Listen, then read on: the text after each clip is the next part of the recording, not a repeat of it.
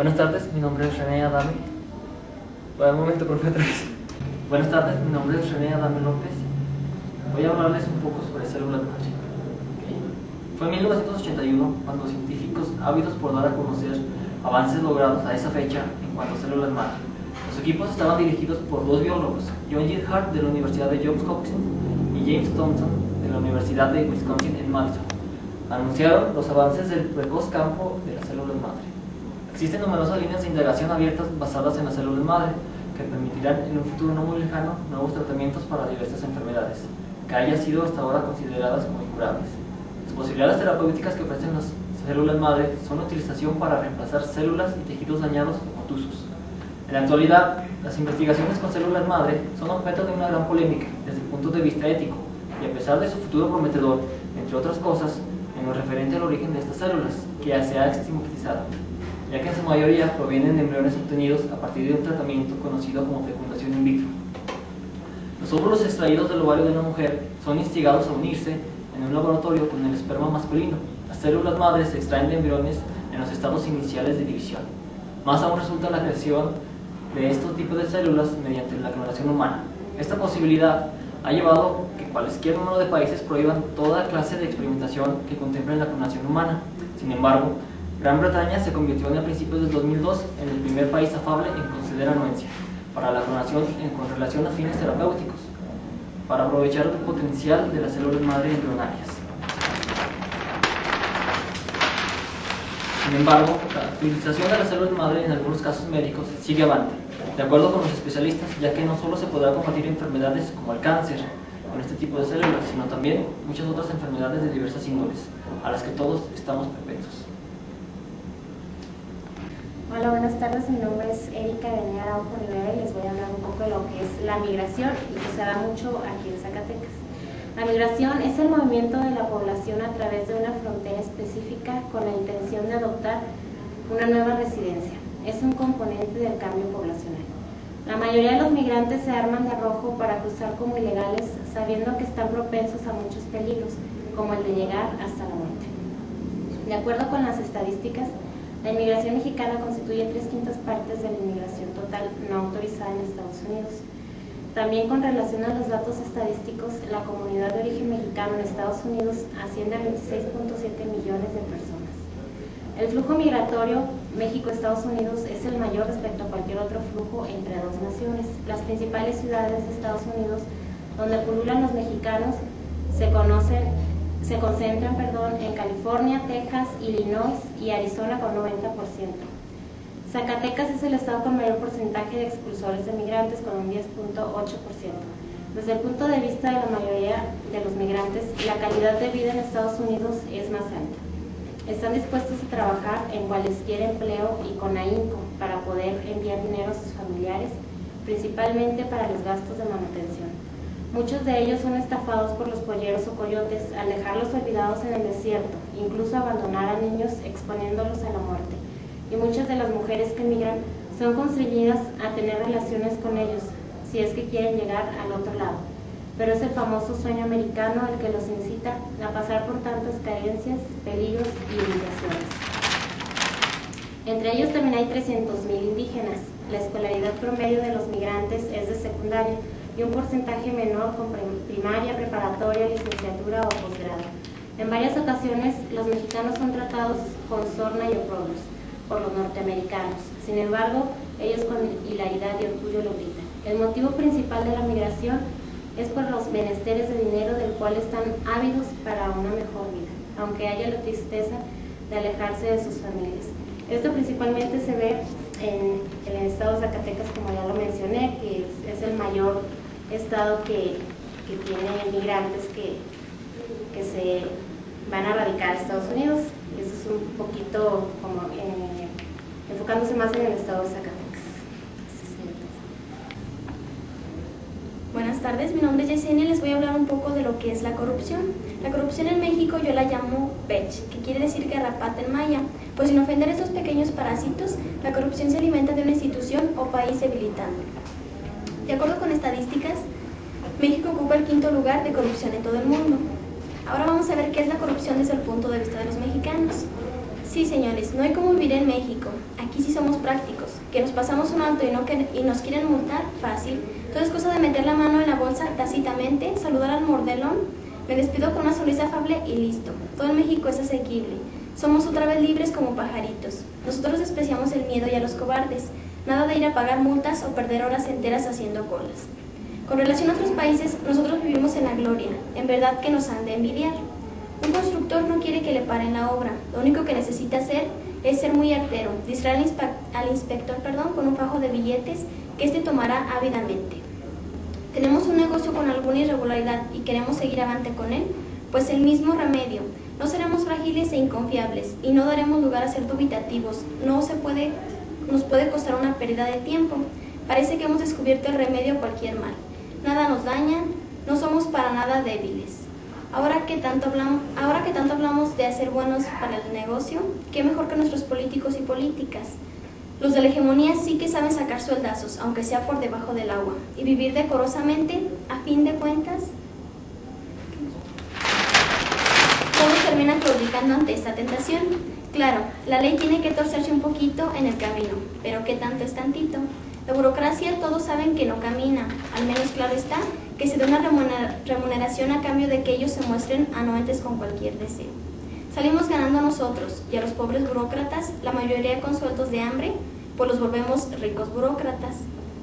Solo los locos se irían por otro camino. Aquí la tenemos ganada. Nos vamos por un camino inseguro y no peligroso.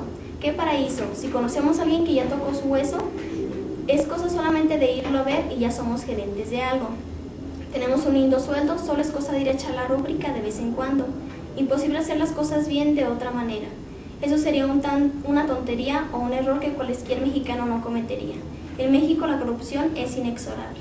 Gracias. Muy buenas tardes, yo les voy a hablar del tema de la esquizofrenia. Es una enfermedad. La esquizofrenia o mente escindida denota una mente dividida. Es un trastorno fundamental de la personalidad o distorsión inexorable del pensamiento que lo hace veleidoso y circunspecto. Los que la padecen tienen frecuentemente el sentimiento de estar controladas por fuerzas externas.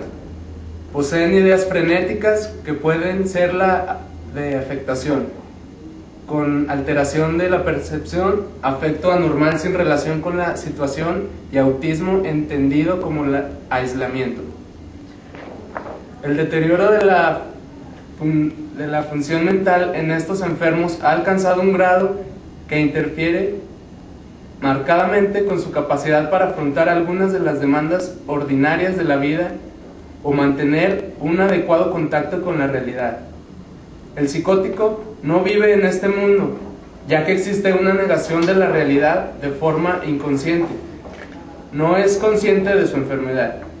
La actividad cognitiva del esquizofrénico no es normal. Hay incoherencias, desconexiones y existe una gran repercusión en el lenguaje, pues no piensa ni diserta de forma normal. De acuerdo con las estadísticas, la edad de inicio promedio en los hombres es entre los 15 y los 25 años, y en las mujeres entre los 25 y los 35 años. No obstante, no significa que no haya esquizofrénicos a cualquier edad, aunque es poco frecuente que surja antes de los 10 años o después de los 50 años, por lo que esta enfermedad no pulula. La esquizofrenia se puede presentar principalmente asociada a los trastornos con relación a sustancias. Del 30% al 40% de los esquizofrénicos presentan problemas con el abuso al alcohol y del 15 al 25% problemas con el cannabis. Del 5 al 10% abusa o depende de la cocaína. También incluye el abuso de la nicotina, que es muy frecuente en estos pacientes, y otras sucedáneas. Las drogas, el alcohol, acicatean a reducir los niveles de ansiedad y la depresión provocadas por la esquizofrenia. Eso es todo y muchas gracias. Buenas tardes. A continuación, voy a denotar un poco del matrimonio gay. El matrimonio sexual tuvo anuencia el 11 de julio del 2005 por Mario Vargas Llosa y en el Congreso el 30 de junio del 2005, con 187 sufragios a favor, 147 en contra y 4 abstenciones. Después de haber sido muchos años de ávida lucha, desde aquella ley franquista de vagos y maleantes que marginaban a los homosexuales, ahora pueden disfrutar de todos los derechos inherentes del matrimonio. Es tiempo de recordar los momentos fundamentales en la lucha por igualdad. Tuvieron punto honor con la manifestación del orgullo LGTB, que es lésbico, gay, transexual y bisexual. En la fecha del 28 de junio del 2005, a pesar del vituperio, celebraron la conquista histórica de la igualdad legal para gays y lesbianas. Con relación a Holanda y Bélgica, España es el tercer país en el mundo que legaliza el matrimonio entre personas del mismo sexo, con todos los derechos incluidos, entre ellos adoptar niños. Cualquier medida que haya es un acto de justicia que reconoce el derecho de los ciudadanos a elegir su opción sexual, sin ser discriminados y tenerles presencia a las parejas homosexuales. De acuerdo con la Ley de Peligrosidad Social, heredera de los vagos prosaicos y maleantes, que aún en 1978 se aplicó a 3 homosexuales a pesar de la existencia de la Constitución. No fue hasta 1979 cuando la derogación de esta ley excluyó los actos homosexuales. Hay que reconocer que el gobierno de España tiene el mérito liberal. Desde el punto de vista, hay muchas razones para criticar el gobierno de Rodríguez Zapatero, de su devastadora política internacional que ha criticado a España en la escena mundial con el matrimonio gay. Una de las frases de los gays es "vive tu vida con hilaridad". Gracias. El calentamiento global. El fenómeno del calentamiento global, o también conocido como cambio climático, es básicamente un problema que nos incumbe a todos. Es perenne en la Tierra. Hacer algo es perentorio, ¿no? Calentamiento global. El fenómeno del calentamiento global, o también conocido como cambio climático, es básicamente un problema que nos incumbe a todos. Es perentorio hacer algo respecto a esto, porque es un daño inexorable. Dicho de forma más sencilla, la Tierra se está calentando de forma perenne, lo cual provoca diferentes siniestros, como cambios climáticos, días más calurosos, elevación en el nivel del mar, sequías, deterioros de ecosistemas, escasez de agua y problemas para producir alimentos. De acuerdo con los investigadores, realizaron varias investigaciones los científicos del medio ambiente. El calentamiento es lo que conocemos como el efecto invernadero, que hace que la atmósfera aumente de espesor debido a los gases que resultan de la combustión de leña, carbón y gas. Con relación al consumo de energía, se observa que la revolución industrial es la causante de la explosión excesiva en la utilización de los combustibles, por lo que se denota que la revolución industrial aumentó el uso de vehículos, máquinas para estos mecanismos. En esta época, empresarios exitosos estaban ávidos de la continua producción, pero no tomaban en cuenta los gases que permanecían en la atmósfera de 50 a 200 años. Y aunque existe una urdimbre de elementos que los absorbe, como lo es tierra, agua y vegetales, es exiguo, ya que el ser humano también es factor en este problema, ya que contribuye en la destrucción de bosques y selvas, y estas absorben del aire el dióxido de carbono, que es el mayor devastador de la capa de ozono, lo cual provoca el efecto invernadero. Desde el punto de vista de los ambientalistas, no debemos permanecer tácitos y pusilánimes ante el siniestro, porque de ser así y de seguir así, se perderán muchas vidas de forma apresurada, principalmente de los pobres, que son los que menos pueden contribuir, o los que menos pueden adaptarse a los cambios climáticos. Estos impactos que se producen por los cambios climáticos, en segundo término, terminarán con todo el mundo. Para concluir, me gustaría hacer hincapié en el compromiso que debemos hacer hoy para evitar un devastador futuro inmediato y haya un mejor planeta. Gracias. Legalización de drogas. La guerra contra las drogas es una guerra llena de oprobio, principalmente en el estado de Sinaloa, una región septentrional que sufre gran parte de la violencia y la corrupción asociadas al narcotráfico. El narcotráfico ha medrado, controla más capital y mueve mayor volumen de drogas. La causa de todo este embrollo no son las drogas, sino su ilegalidad, y la actual política de prohibición tan solo ha agravado los problemas. En otras palabras, estamos a favor de la legalización de las drogas y sugerimos al Congreso que dé anuencia y formulen iniciativas de ley para comenzar con el proceso de la despenalización de la marihuana. Se requiere debatir la efectividad de la actual política de prohibición, aunque es un debate que se ha tratado con displicencia en México. La información oficial está distorsionada aquí en México. Debe haber debate entre personas avesadas en el tema. Existen varias hegemonías políticas que confrontan abiertamente la política de prohibición impuesta por Estados Unidos. Esto mismo ha sido propuesto por denodadas personas en diferentes momentos, por líderes de casi todos los partidos políticos. Incluso Vicente Fox predijo en el 2001 que la despenalización de las drogas sería inevitable como solución global. Un círculo creciente de jóvenes activistas, organizadores, periodistas y gente ávida que trabajan fuera del sistema político tradicional y de los medios comerciales. Se ha tornado en un naciente movimiento por la legalización que la apoya una generación de mexicanos conspicuos, millones de estudiantes de preparatoria y universidad que crecimos ante las evidentes contradicciones de la prohibición y que no creemos en sus llamativos anuncios. Listo.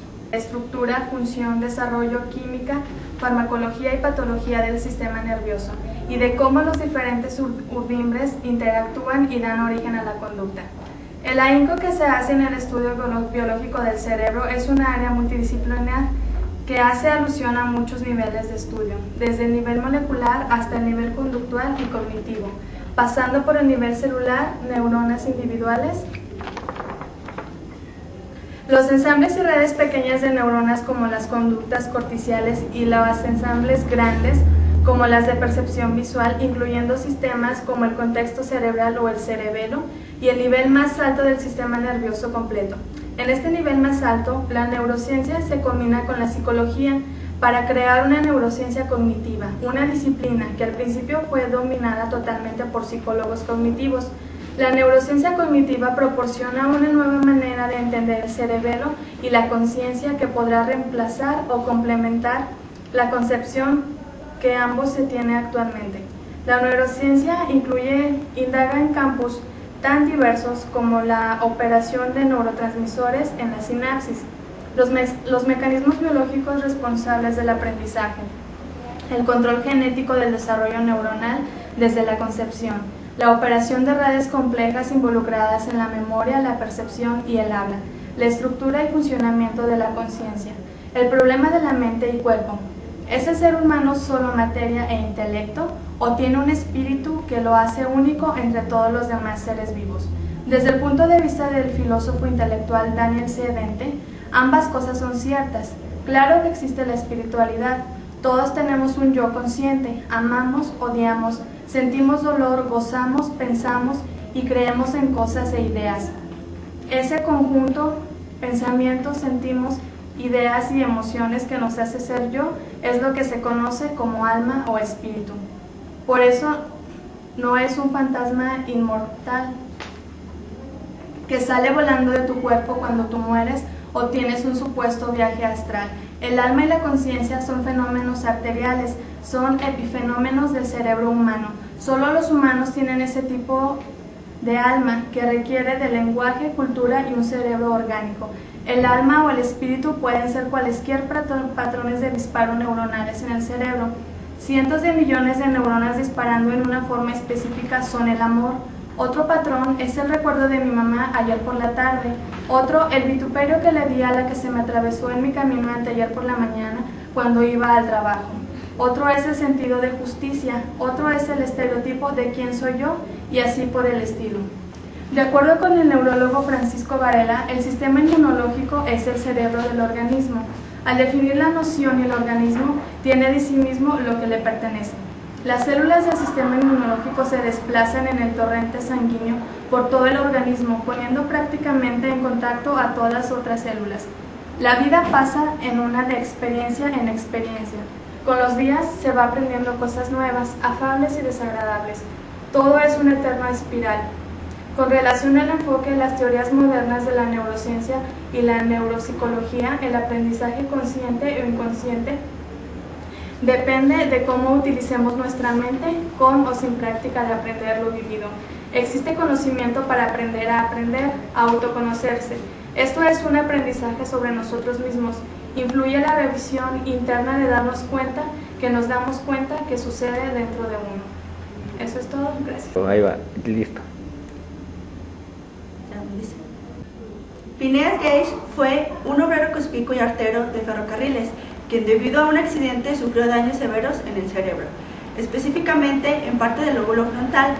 Gage sufrió cambios notorios con relación a su personalidad y temperamento, lo que se consideró como evidencia de que los lóbulos frontales eran los encargados de los procesos relacionados con las emociones y la personalidad y las funciones ejecutivas en general. El 14 de septiembre de 1848, Phineas estaba trabajando. Una de sus funciones era colocar cargas explosivas en agujeros taladrados en la roca. Una de estas explosiones a su vez provocó que la barra de metal saliese disparada atravesando el cráneo de Gage y aterrizando casi 30 metros de distancia. La barra, que medía 1 metro de largo más 3 centímetros de diámetro, pesaba 6 kilos. Entró a su cráneo por la mejilla izquierda y salió por la parte superior, dejándole un inexorable estigma por atravesar el corte cerebral anterior. Desde el punto de vista médico, fue un milagro que Gage no solo no murió al instante, sino que se mantuvo consciente en todo momento, con una herida contusa. De acuerdo con la crónica de época, relata incluso que habló a los pocos minutos. Después del accidente le llevaron a una carretera varios kilómetros hasta la consulta del Dr. Harlow, uno de los médicos del pueblo, que sería quien no dejaría constancia de su evolución. Este doctor tuvo mucho ahínco para la recuperación de Gage. El equilibrio o balance entre su facultad intelectual y sus propensiones animales se habían destruido. Tras pasar la fase aguda, Gage denotó una personalidad irregular, irreverente, blasfema e impaciente. A veces era obstinado cuando le llevaban la contraria, pero por otro lado, pese a que continuamente estaba pensando los planes a futuros, los abandonaba con facilidad. Era muy bueno a la hora de encontrar siempre algo que no le convenía. Desde el punto de vista laboral, Phineas abdicó de su trabajo y nunca más fue capaz de mantener uno por mucho tiempo. Trabajó en varias granjas y hasta fue exhibido en el circo, en el que enseñaba orgulloso y con ópreo su herida y la barra de hierro que lo provocó. Tras varios años de su vida errante, Gage volvió a casa porque su salud se estaba deteriorando y murió probablemente con 38 años debido a una crisis epiléptica. Actualmente se conserva tanto el cráneo como la barra de hierro en el Museo de la Medicina de la Universidad de Harvard. El caso de Gage está considerado como una de las primeras evidencias científicas que surgieron la lesión de los lóbulos frontales. Podía alterar aspectos de la personalidad, la emoción y la interacción social. No sufrió secuelas perceptibles a primera vista, pero sin embargo los que lo conocían dijeron que Gage ya no era Gage. Le cambió la forma de ser, el carácter, volviéndose irascible, voluble, dubitativo, sin capacidad para permanecer en las tareas. Actualmente está considerado uno de los casos clínicos clásicos dentro de la historia de la neurología.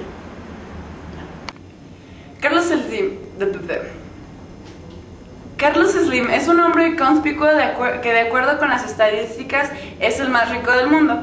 El cálculo ha sido bien hecho, tomando en cuenta el valor de las acciones de cada una de las empresas que participa en las que él es un estereotipo de empresario mexicano. Esto significa que la fortuna de Slim podría ascender a los 67.800 millones de dólares desde el punto de vista de los expertos, con relación a los meses de abril y junio que fueron claves para que el empresario se haya posicionado en el primer puesto entre los hombres más ricos del mundo. ya que entre estos meses su fortuna medró de 10.800 millones de dólares gracias a la buena marcha de American Mobile y Teléfonos de México, además de coincidir con el crecimiento de otras empresas controladas por el magnate. Estamos hablando de un hombre cuya riqueza representa el 8% del Producto Interno Bruto mexicano. No hablaré de las desigualdades económicas cada vez mayores en todo el mundo.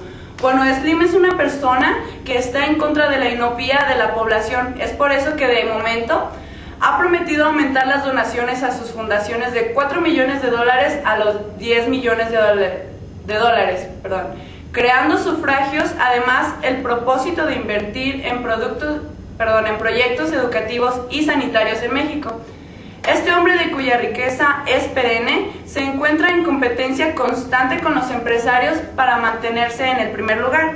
Ahora se abren tres frentes: los que alaban el esfuerzo del empresario, los que critican y tergiversan para basar su fortuna en el monopolio de Telmex, y otros que aluden falta de autoridad del gobierno mexicano para modificar las condiciones en que han operado sus empresas. De cierta forma, cualesquiera que sean los comentarios que la gente incida de él, no se verá afectado el señor Carlos Slim por estos dimes y diretes, puesto que es un hombre cabal dentro de sus negocios.